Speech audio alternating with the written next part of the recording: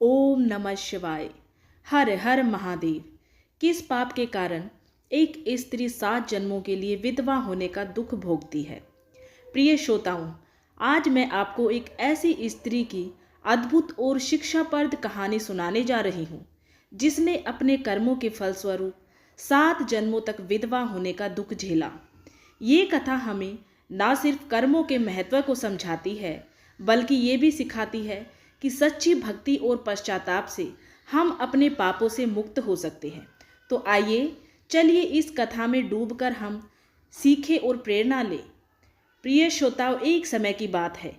द्वारका का भव्य महल अपनी दिव्यता से प्रकाशित हो रहा था। सागर की लहरों की मधुर आवाज और पवन की शीतलता ने वातावरण को आनंदमय बना दिया था। इस दिव्य वातावरण में भगवान श्री कृष्ण अपने सिंहासन पर विराजमान थे। उसी समय देवर्षि नारद अपने हाथों में वीणा लेकर और नारायण नारायण करते हुए महल में प्रवेश करते हैं। उनकी मुस्कान में सदा की तरह ही भगवान के प्रति अपार भक्ति छलक रही थी। भगवान श्री कृष्ण के पास पहुंचकर नारद मुनि ने भगवान श्री कृष्ण को प्रणाम करते हुए कहा, हे नारायण, आपके चरणों में कोटि कोटि प्रणाम। तब भगवान श्री कृष्ण ने कहा, हे देवर्षि नारद, आज आप बहुत बड़ी चिंता में लग रहे हैं। आपकी चिंता का क्या कारण है? अगर मैं आपकी चिंता दूर करने में कोई सहायता कर सकता हूँ तो अवश्य बताइए। तब देवर्षि नारद कहते हैं, हे प्रभु, आप तो अंतर्यामी हैं और सब कुछ जानते हैं। फिर भी अगर आप मेरे मुख से ही मेरी चिंता का कारण जानना चाहते हैं तो आपका ये दास आपको संपूर्ण वृतांत सुनाएगा। हे प्रभु, आज मैंने एक बड़ा ही विचित्र दृश्य देखा है।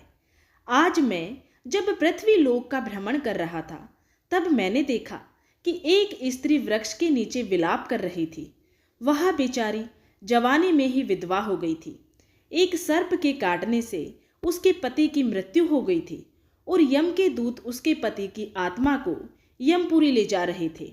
तब मैंने उन यम के दूतों से कहा कि हे यमदूतों, क्यों इस बेचारी स्त्री को जवानी में विधवा कर रहे हो?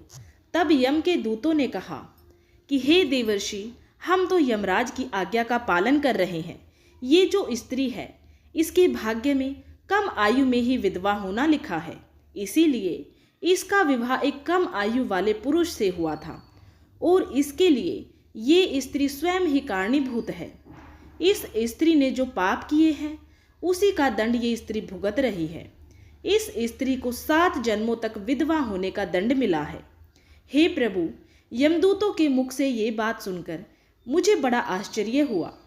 उस स्त्री ने ऐसा कौन सा पाप किया था जिसके कारण उसे जवानी में ही विधवा होना पड़ा? हे प्रभु, ये जानने की मेरे मन में जिज्ञासा हुई, इसीलिए मैं आपके पास आया हूँ। हे प्रभु, अब आप ही मुझे बताइए कि वो कौन सा पाप है जिसे करने से एक स्त्री को 7 जन्मों तक जवानी में विधवा होने का दंड भुगतना पड़ता है। भगवान श्री कृष्ण ने मुस्कुराते हुए जवाब दिया, हे देवर्षि, आपने ठीक ही किया जो यहाँ चले आए। आपके प्रश्न के माध्यम से समस्त संसार को ये ज्ञान भी हो जाएगा और आपकी शंका भी दूर हो जाएगी।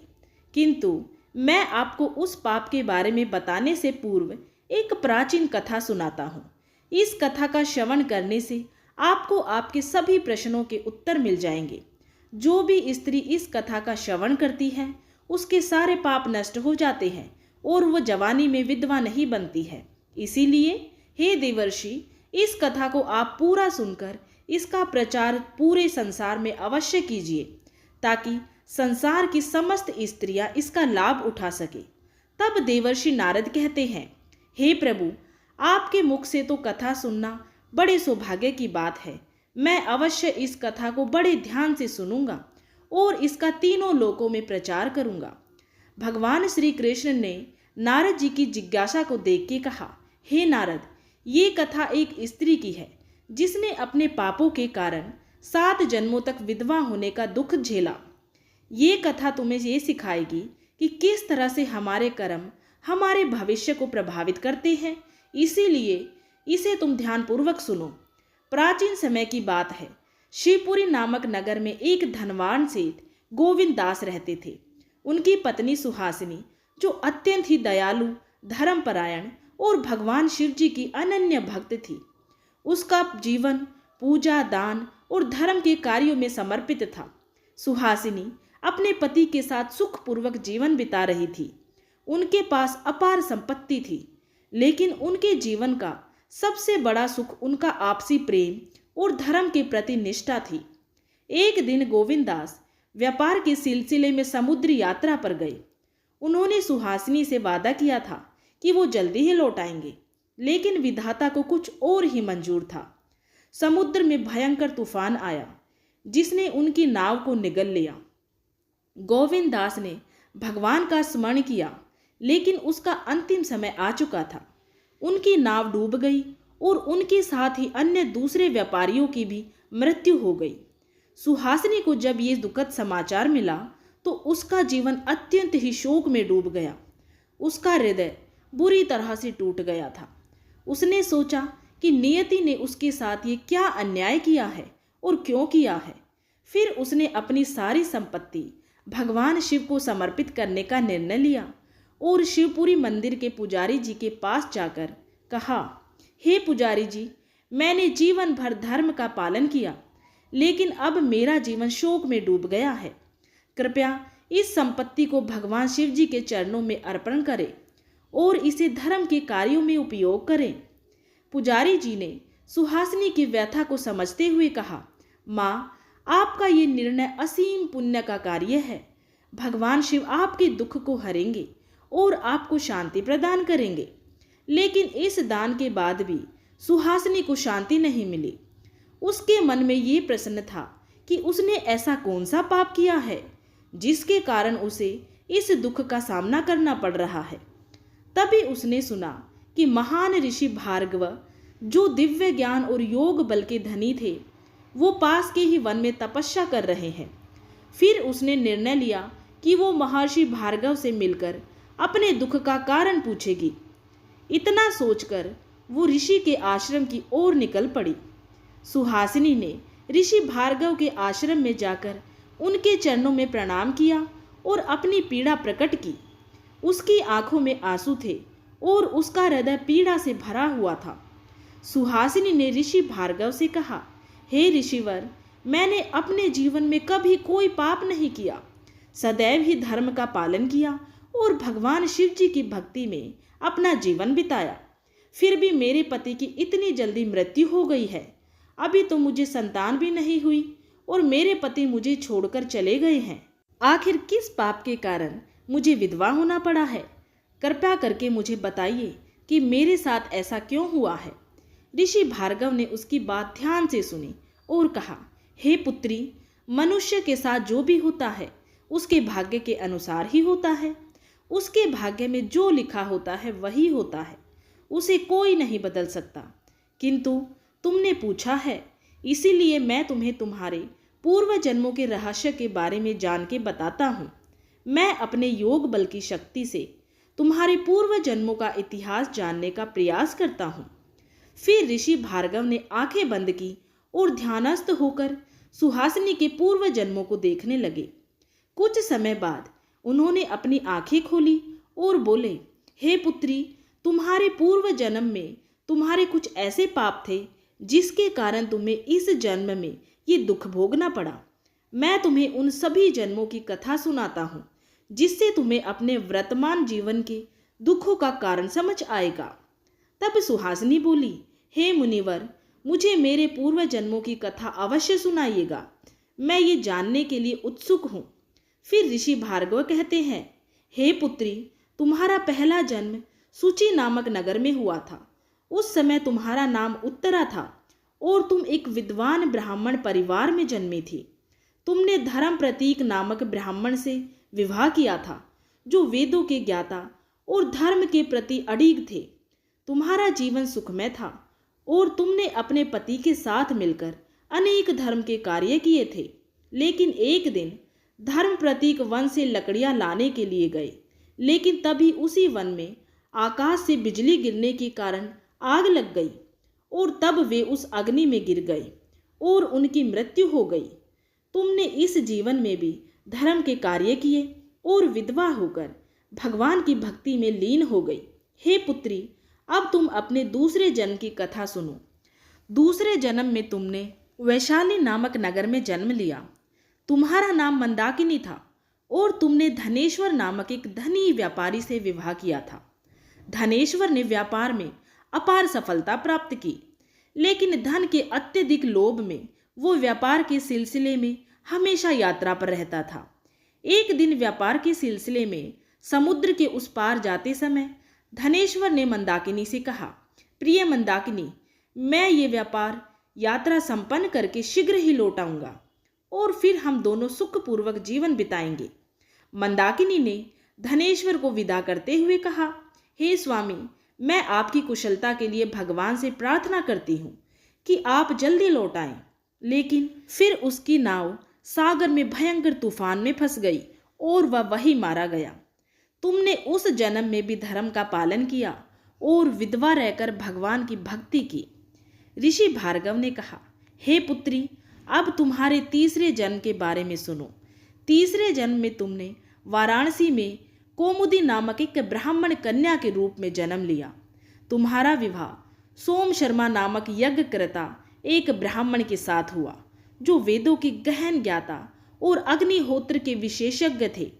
तुम्हारा जीवन सुखमय था, लेकिन एक दिन यज्ञ के दौरान सोम शर्मा को अचानक हृदयघात हुआ और उनकी मृत्यु हो गई। मृत्यु से पूर्व सोम शर्मा ने अंतिम समय में कौमुदी से कहा, प्रिय कौमुदी, मैं जानता हूँ कि मेरा समय आ गया है, लेकिन तुम्हें धैर्य रखना चाहिए और धर्म के मार्ग पर चलना चाहिए। कौमुदी ने रोते हुए कहा, स्वामी, मैं आपके बिना ये जीवन कैसे जीऊंगी, लेकिन मैं आपके निर्देशों का पालन करूंगी और धर्म का मार्ग नहीं छोड़ूंगी। ऋषि भार्गव कहते हैं, हे पुत्री, इस प्रकार से तुमने इस जीवन में भी धर्म का पालन किया और भगवान की भक्ति में लीन हो गई। ऋषि भार्गव ने कहा, हे पुत्री, अब तुम्हारे चौथे जन्म के बारे में सुनो।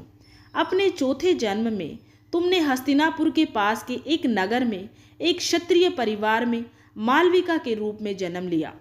तुमने वीरसेन नामक राजा से विवाह किया, जो अत्यंत ही पराक्रमी और धर्मनिष्ठ थे। तुम दोनों ने एक साथ धर्म और समाज के लिए अनेक कार्य किए।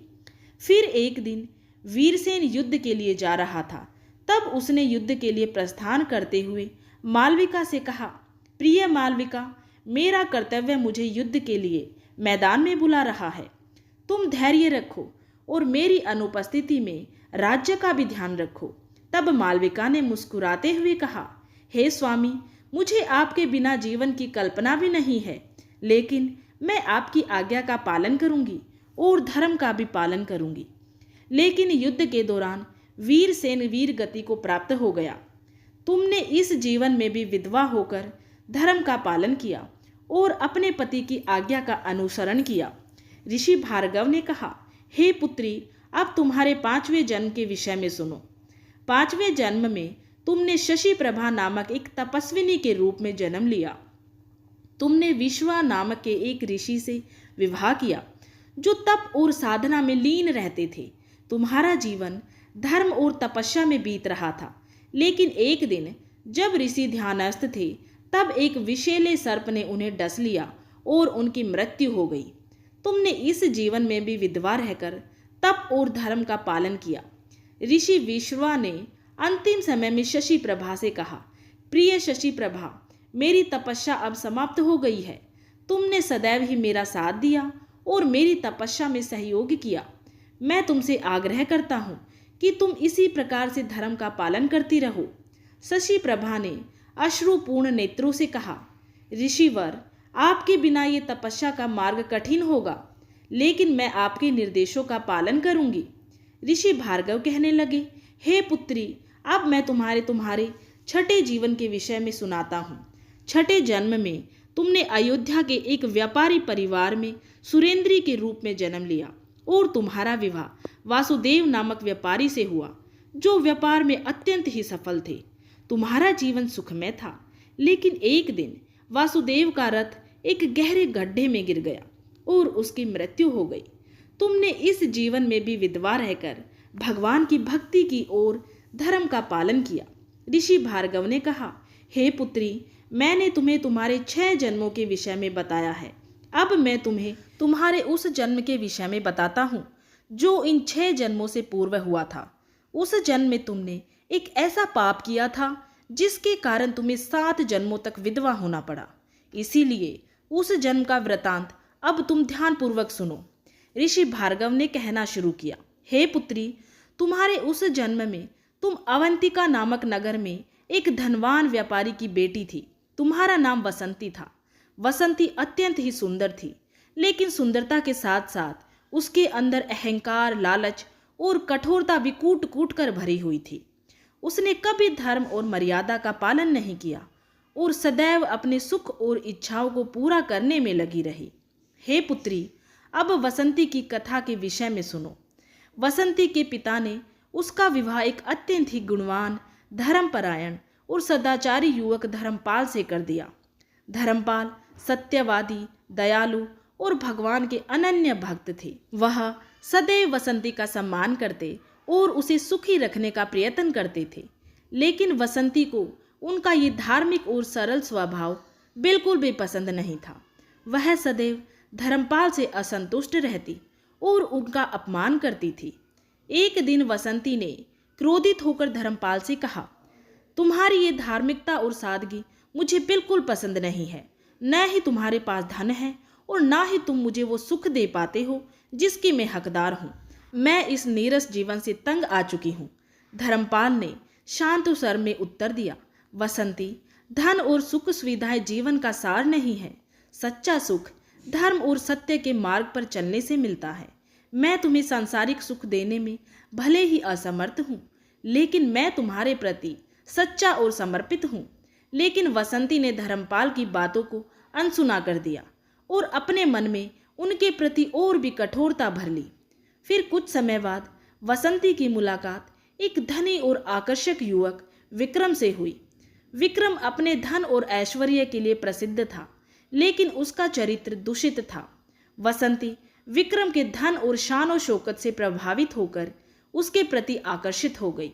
फिर एक दिन वसंती ने अपने पति धर्मपाल से कठोरता से कहा, मैं तुम्हारे साथ अब एक और पल नहीं रह सकती। मैं विक्रम के साथ अपना जीवन बिताना चाहती हूँ, जहाँ मुझे वो सब मिलेगा जिसकी मैंने हमेशा कल्पना की है। धर्मपाल ने दुखी होकर कहा, वसंती, तुम जो कर रही हो वो धर्म और मर्यादा के विरुद्ध है। तुम्हारा ये कदम तुम्हारे और हमारे दोनों के लिए विनाशकारी सिद्ध होगा।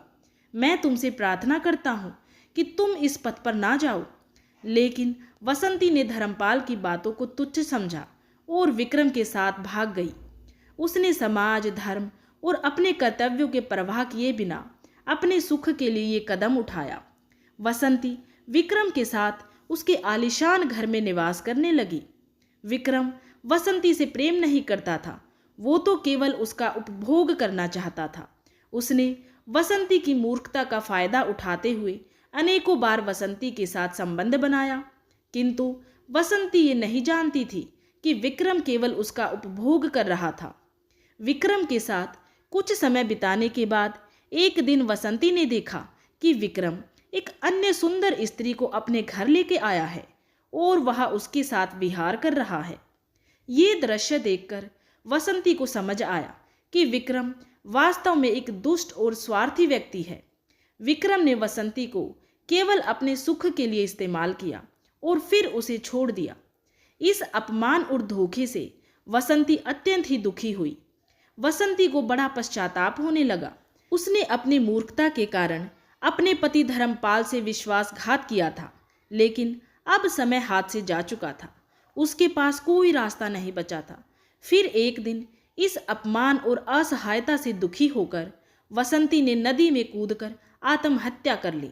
ऋषि भार्गव कहते हैं, हे पुत्री, उस जन्म में जब वसंती के रूप में तुम्हारी मृत्यु हुई तो यमदूत तुम्हें यमराज के समक्ष ले गए। यमराज ने तुम्हारे पाप कर्मों को देखकर क्रोधित होते हुए कहा, हे वसंती, तुमने अपने धर्मपरायण पति का त्याग करके अधर्म का मार्ग चुना। तुमने अपने कर्तव्यों का पालन नहीं किया और अपने अहंकार और लालच के कारण अनेक पाप कर्म किए हैं। जो स्त्री अपने धर्मपरायण और सत्यवादी पति का त्याग करके पर पुरुष के पास चली जाती है, उसे महापाप लगता है। इसीलिए मैं तुम्हें श्राप देता हूँ कि अगले 7 जन्मों तक तुम विधवा रहोगी, अपने पाप कर्मों का फल भोगोगी। वसंती ने पश्चाताप करते हुए यमराज से क्षमा मांगी।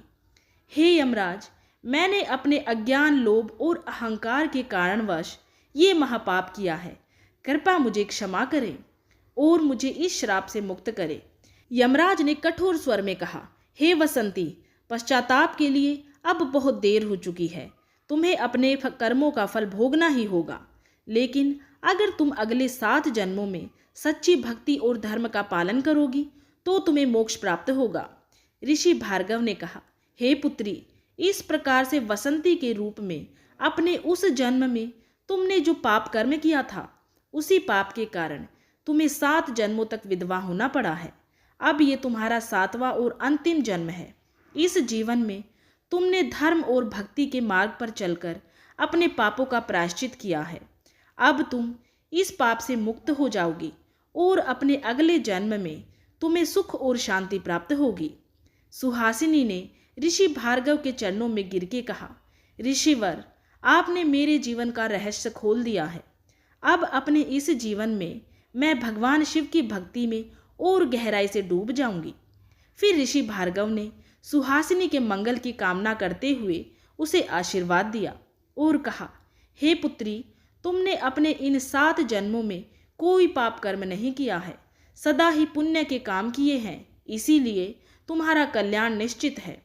फिर सुहासिनी ऋषि भार्गव के आश्रम से लौटकर अपने घर वापस आ गई। ऋषि भार्गव के आश्रम से लौटने के बाद सुहासिनी का जीवन पूरी तरह से बदल गया। अब वह अपने जीवन के हर क्षण को भगवान शिव जी की भक्ति और धर्म के कार्यों में समर्पित करने लगी। उसका हृदय शांत था और उसने अपने जीवन में मिलने वाले दुखों को भगवान का प्रसाद मानकर स्वीकार कर लिया। वो जान चुकी थी कि उसके पिछले जन्मों के पापों का ही फल है जो उसे इस जन्म में भोगना पड़ रहा था, लेकिन अब उसे मुक्ति की प्राप्ति होने वाली थी। शिवपुरी के लोग सुहासिनी की भक्ति और धर्म निष्ठा की प्रशंसा करते थे। उसने अपने जीवन का हर क्षण दान, सेवा और भक्ति के लिए लगा दिया। धीरे धीरे उसके इस जीवन की अंतिम घड़ियां भी आन पहुंची। अपने अंतिम समय में भी सुहासिनी ने भगवान शिव जी का स्मरण किया और उनके चरणों में अपने जीवन को समर्पित कर दिया। सुहासिनी ने अपने जीवन के अंतिम क्षणों में अपने आसपास के लोगों से कहा, मेरे प्रियजनों, मैंने अपने जीवन में जो कुछ भी सीखा है वो यही है कि धर्म और सत्य का मार्ग ही सही है। भगवान शिव जी की कृपा से मुझे अपने इस जीवन में अपने पापों का प्रायश्चित करने का अवसर मिला है। मैं आप सभी से यही आग्रह करती हूँ कि आप सब भी अपने जीवन में धर्म का पालन करें और भगवान की भक्ति में लीन रहे। और फिर भगवान शिव के नाम का उच्चारण करते हुए सुहासिनी ने इस जन्म से विदा ली। जैसे ही उसका जीवन समाप्त हुआ, उसकी आत्मा एक दिव्य प्रकाश में विलीन हो गई और उसे मोक्ष की प्राप्ति हुई। उसके पिछले जन्मों के सारे पाप समाप्त हो गए और वह अपनी आत्मा की शांति के लिए भगवान शिव जी के परम धाम में स्थान प्राप्त कर गई। कथा समाप्त करते हुए भगवान श्री कृष्ण ने नारद मुनि से कहा, हे देवर्षि, ये कथा इस बात का प्रमाण है कि मनुष्य को अपने कर्मों का फल अवश्य ही भुगतना पड़ता है, लेकिन धर्म और भक्ति मनुष्य को मुक्ति की ओर ले जा सकते हैं। सुहासिनी ने अपने पापों का प्रायश्चित कर लिया और अब वह अपने अगले जन्म में सुख और शांति को प्राप्त करेगी। तब नारद ऋषि ने भगवान श्री कृष्ण के चरणों में सर झुका के कहा, हे माधव, आपकी कथा से मुझे महान प्रेरणा प्राप्त हुई है। मैं अवश्य ही इसे अन्यत्र सुनाकर धर्म का प्रचार करूंगा। तो ये कथा हमें ये सिखाती है कि हमारे कर्मों का फल हमें अवश्य ही मिलता है, लेकिन ईश्वर की भक्ति और धर्म का मार्ग हमें हर प्रकार के पाप से मुक्ति दिला सकता है। हर हर महादेव। अगर आप सभी को ये कथा अच्छी लगी है तो वीडियो को लाइक ज़रूर करें और कमेंट बॉक्स में हर हर महादेव ज़रूर लिखें और अगर आप सभी इसी तरह की धार्मिक कहानियाँ सुनना चाहते हैं तो हमारे चैनल को सब्सक्राइब जरूर करें।